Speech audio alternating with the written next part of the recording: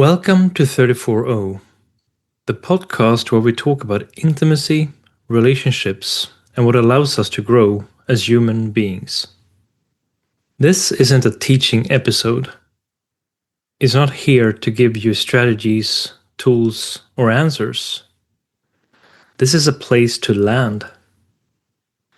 So many conversations about relationships today are about improvement, about doing better, being better, getting it right. They're about optimizing love, fixing intimacy, or becoming more attractive, more secure, more evolved. This episode is not about improvement. It's about orientation. About remembering what direction actually leads to connection. If you're listening while walking, driving, or doing something else, you don't need to stop. You don't need to focus harder. Just let the words meet you where you are. Through 34O, I've had conversations with women and men of different ages, backgrounds, and life stories. Different experiences, different wounds, different longings. I've also spoken with therapists, researchers, body workers, and relationship experts, people who have devoted their lives to understanding intimacy, attachment, trauma, desire, and human connection. And yet, beneath the surface, the same themes keep returning, not as theories, not as trends, but as lived truth. This episode is a pit stop, a moment to slow down, to step out of performance, to stop trying to do relationships right, and instead remember what actually allows relationships to grow.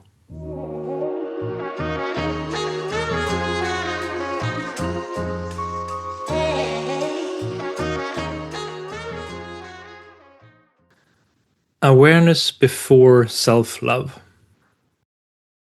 Self-love is often presented as the starting point, but in reality, it's usually the result. Before we can love ourselves or another, we need awareness. Awareness is the capacity to stay present with yourself, even when what you see is uncomfortable. It's the difference between reacting from habit and responding from choice. Awareness of our patterns. Awareness of how we react under stress. Awareness of what gets activated in us when we feel unseen, unwanted, or unsafe. Awareness means understanding that your lived truth is yours, that your reactions make sense in the context of your history, and that it is your responsibility to relate to that history consciously when you enter a relationship. Without this awareness, happiness and fulfillment for you and your partner become much harder. Many people try to jump straight into self-love. Affirmations, new dating strategies, new relationship rules. But without awareness, those things often become another form of avoidance.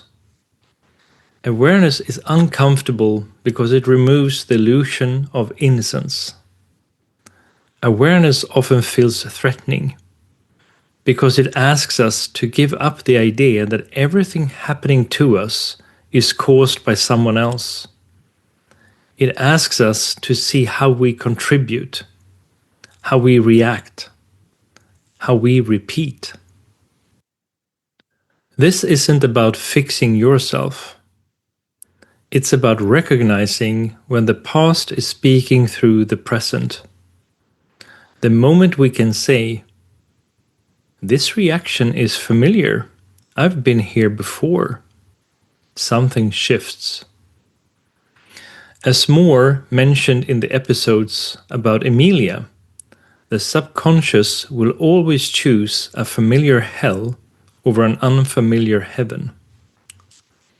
That's why so many people leave good relationships and stay in harmful ones.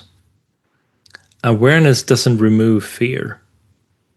It gives us a choice, where before there was only repetition. Awareness is what allows us to choose the unfamiliar heaven, even when it feels scary. You can't love what you're not willing to see. Awareness is not self-criticism. It's self-honesty with compassion.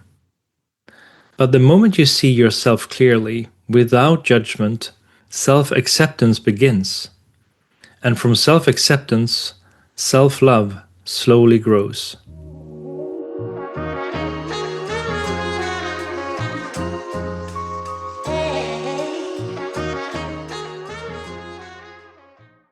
Regulation creates safety. Most relationships conflicts are not about what is being said. They're about nervous systems, about bodies that feel threatened, about survival responses learned long before this relationship began. What looks like anger, distance, or control is often the body trying to stay safe. When we're activated, we don't listen. We defend. We protect. We try to regain control. Control is often a substitute for safety when safety hasn't been felt yet. Self-regulation means learning how to calm yourself without outsourcing that responsibility to your partner. Self-regulation means learning how to calm yourself without outsourcing that responsibility to your partner. It means not asking another person to carry your nervous system, but knowing how to hold it yourself. Think about the last conflict you had. How much of it was actually about the words? And how much was about tone, timing, intensity, contraction, and emotional charge? When one nervous system escalates, the other will either escalate too or shut down. Neither reaction is wrong. They are different strategies for dealing with the same sense of threat. From there, co-regulation becomes possible. Co-regulation is not something we do to each other.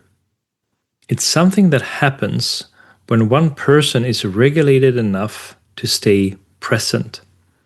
Co-regulation isn't about fixing each other. It's about slowing down together, lowering the tone, softening the pace. A relationship can feel as safe as the least regulated nervous system in the room. So how do you regulate yourself? For many people, myself included, it starts with breathing. Asking for a moment, slowing the breath, putting your feet on the ground, naming what's happening instead of acting it out. Saying, I love you, I respect you, I need a moment to regulate. That is not withdrawal. Regulation creates choice, and choice creates safety. When one person slows down, the entire system gets a chance to settle. It's not avoidance, it's an act of leadership for yourself, for your partner, and for the relationship.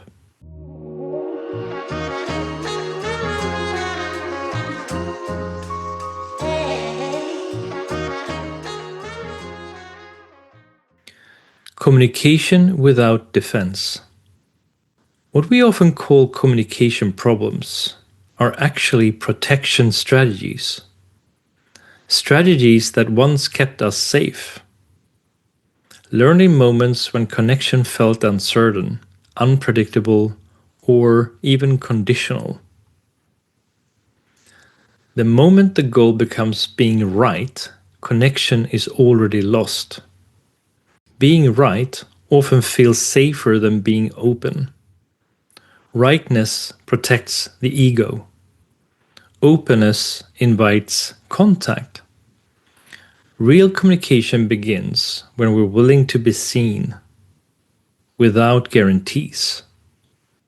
It's the shift from explaining to revealing. It's the understanding that it's not me versus you. It's you and me versus the problem. Most couples don't fight as adults. They fight as wounded children with adult vocabulary. Two 6-year-olds trying to win, dominate, or protect themselves, instead of two adults recognizing that something vulnerable is being touched. In those moments, the conflict is rarely about the present situation. It's about an old need, trying to be met now. Defense often sounds like logic, but underneath, it's fear. Fear of being wrong. Fear of being unseen. Fear of being unlovable. Defense is not the opposite of love. It's the body protecting love from being lost. The moment one person drops their defense, the entire dynamic changes. Not because the problem is solved, but because safety increases. Communication doesn't deepen when we argue better. It deepens when we feel safer. Instead of asking, how do I make them understand me? We begin to ask, can I stay open while being misunderstood? That's where real intimacy starts.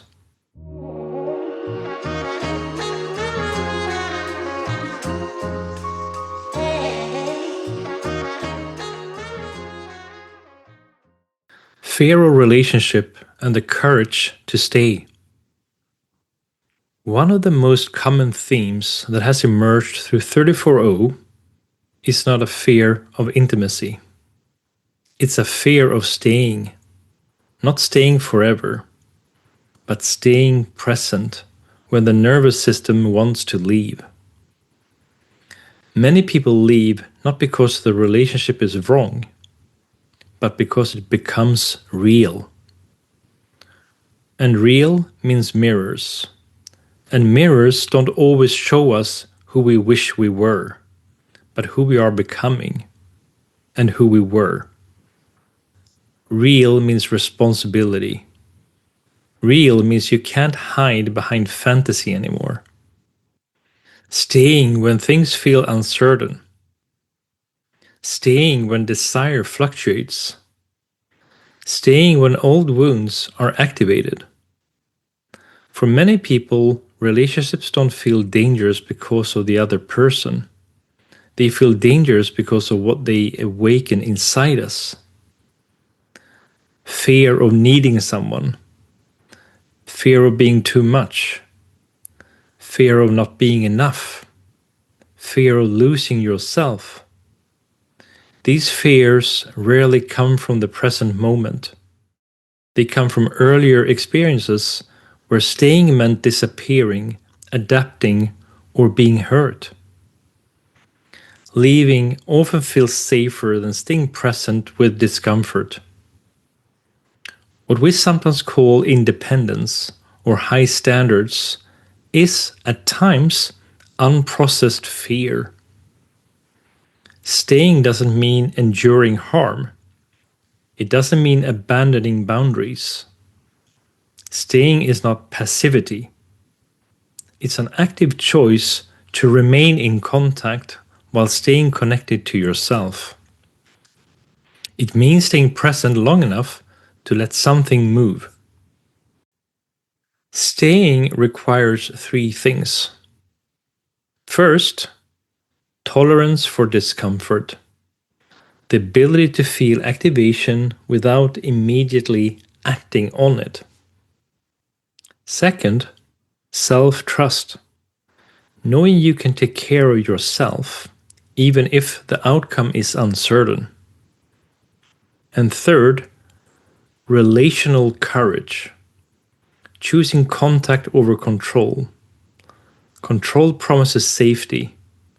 Contact creates it. Walking away can be an act of self-respect, but walking away too early is often an act of self-protection. You should never stay in a relationship that is physically dangerous or harmful. But there is a crucial difference between leaving because you're unsafe and leaving because you're uncomfortable. Growth almost always begins as discomfort. Avoidance often feels like clarity, but clarity usually arrives calmly, not urgently. And what you avoid eventually controls you. Fear moves fast. Awareness moves slower, but it moves with truth. The difference lies in whether fear is leading or awareness.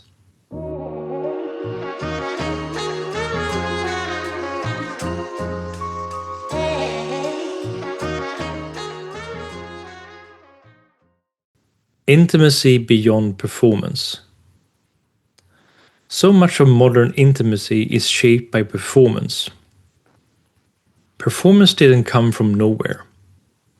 It grew out of a fear of not being enough, of not being chosen, of not being desired. For many people, performance became a way to stay connected when connection itself didn't feel safe. How we look, how we perform, how we are received. We start monitoring ourselves. Am I doing this right? Am I attractive enough? Am I giving enough or too much? In that moment, intimacy quietly shifts from a shared experience to a private evaluation. When intimacy becomes a way to secure belonging, presence disappears. Because the body cannot be fully present while it's busy proving something. Presence requires safety, performance requires vigilance. What people long for again and again is not technique. It's not about the shoe brand your partner wears. Not about how many orgasms you achieve or give. Orgasms can be beautiful, but when they become proof of success, they lose their ability to connect. Intimacy collapses the moment outcome matters more than contact. It's about being met. Being met means being felt, not assessed. Being received, not measured. Being allowed to exist without having to impress. For many people, this is unfamiliar territory. Performance is often an attempt to secure love. Presence is an invitation to share it. Performance asks, am I doing enough? Presence asks, can I stay here? One tries to earn connection, the other allows it. Many people know how to perform intimacy. Far fewer know how to stay present when nothing is happening. Nothing happening is where intimacy actually begins. No escalation, no goal, no tension to resolve. Just two nervous systems allowed to settle in each other's presence. And presence is the most erotic thing there is, and it cannot be performed. True intimacy often looks quieter than we expect, less impressive, more honest. Intimacy deepens when we stop trying to be desirable and allow ourselves to be real. The body never lies. The body speaks before language, before the mind. The body registers safety and threat long before we have words for what is happening. It responds in milliseconds, shaped by experiences stored far deeper than conscious thought. Tension, shutdown, restlessness. These are not problems to fix. They are signals to listen to. The body is not trying to sabotage intimacy. It's trying to protect it.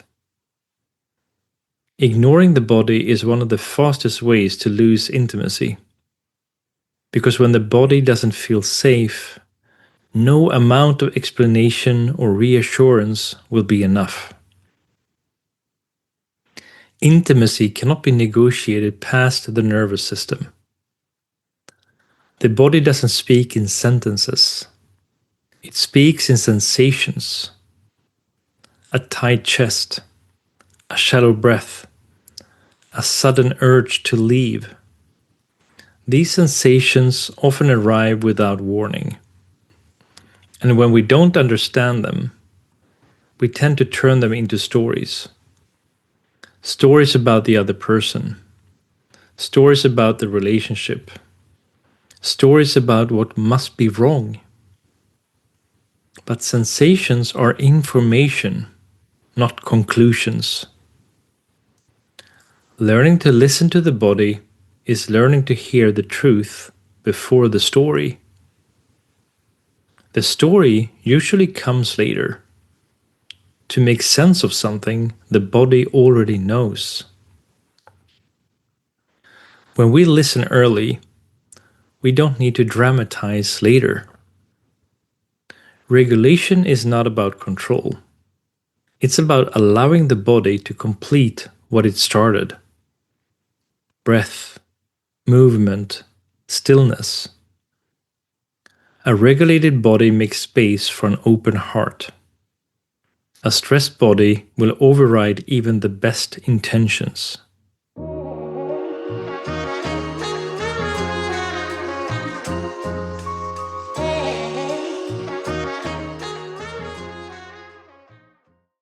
Responsibility without blame. Healthy relationships don't ask whose fault it is. They ask, what is my responsibility here? Not to fix, not to control, but to respond honestly from where you are. Responsibility starts with you. You are accountable for your history and your future. Your history explains your reactions. It does not excuse avoiding responsibility for them. Responsibility begins when explanation ends. You cannot take responsibility for changing your partner. That never works. Because change that comes from pressure is rarely sustainable. Growth has to be chosen, not negotiated or demanded. Your partner has to want to choose growth for themselves. Taking responsibility does not mean taking the blame for everything. It means owning your part, and only your part. Owning your part does not mean shrinking yourself. And it does not mean carrying the relationship alone. It means standing in your place without stepping into someone else's. Trying to change your partner is often a way of avoiding your own work. It feels active, but it keeps the focus outside where you have no real agency. Blame keeps us stuck in reaction. Responsibility returns us to choice. Responsibility is not heavy, it's relieving, because it gives you agency. Responsibility creates movement. Blame creates distance. Accountability without shame allows repair, and repair builds trust.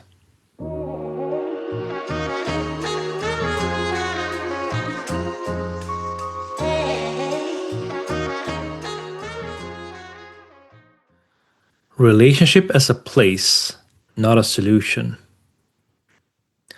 A relationship is not meant to complete you. Completion is a fantasy that places an impossible task on another human being. No one can complete you without disappearing themselves. It's not here to fix your past, or rescue you from loneliness, or give you worth. When we ask a relationship to give us worth, it slowly turns into pressure. And pressure is not the soil where love grows. Two people don't come together to heal each other. They come together to meet each other. And meeting is not merging. It's standing in your own life while allowing another person to stand in theirs. Two whole people choosing contact. That said, it is often only in a long-term relationship that you truly see how far you've come. Relationships don't heal us automatically. They offer friction. And friction reveals where awareness, regulation, and responsibility are still needed. This is not failure. It's the work of relationship. They reveal where healing is still needed. A long-term relationship is not proof of having arrived. It's a mirror of how far you've come and where you still need growing. Ultimately, it is healing. Longing doesn't disappear when we become whole. It simply becomes safer to feel without demanding fulfillment. Wholeness doesn't eliminate longing. It makes connection safer.